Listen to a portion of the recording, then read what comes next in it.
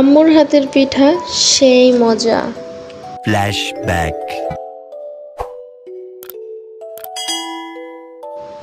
Hello everyone, কি অবস্থা, কেমন আছেন সবাই? আপনাদের দোয়ায় আমি অনেক ভালো আছি। আজকে আপনাদের সাথে শেয়ার করব নতুন একটি ব্লগ। সেটা হচ্ছে আমার আম্মু আজকে একটি পিঠা বানাচ্ছে। পিঠার নাম হচ্ছে, আমাদের শেরপুর জেলায় এটাকে বলে মেরা পিঠা বা গুটা পিঠা আমরা বলি। আপনারা এটাকে কী নামে চিনেন অবশ্যই কমেন্টসে জানাবেন। এই পিঠাটা হচ্ছে বেগুন ভর্তা দিয়ে খেতে অনেক টেস্ট।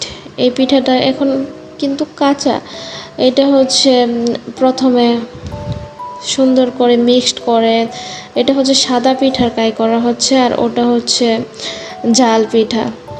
অনেক মজাদার পিঠা এটা।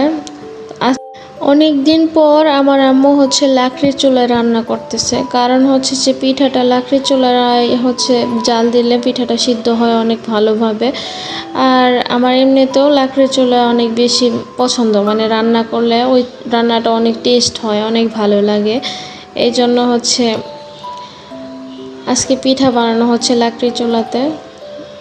আর বেশি রান্না হলে আম্মু হচ্ছে লাকড়ি চুলাতে রান্না করে, আর কম রান্না হলে সেটা গ্যাসে রান্না করে।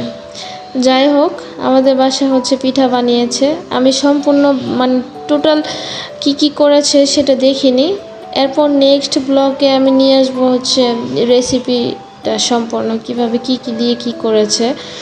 তো আজকে সবাইকে পিঠার দাওয়াত দিলাম, সবাই হচ্ছে পিঠা খেতে চলে আসবেন আমার বাড়িতে। অনেক পিঠা বানানো হয়েছে। এখন এই পিঠাটা ঠান্ডা হওয়ার পর সুন্দর করে পিস পিস করে কেটে এটা হচ্ছে ডিম দিয়ে, পেঁয়াজ দিয়ে, মরিচ দিয়ে ভাজি করবে। তারপর ভাজার পরে হচ্ছে বেগুন ভর্তা দিয়ে অনেক মজা করে খাবো। ইয়াম্মি।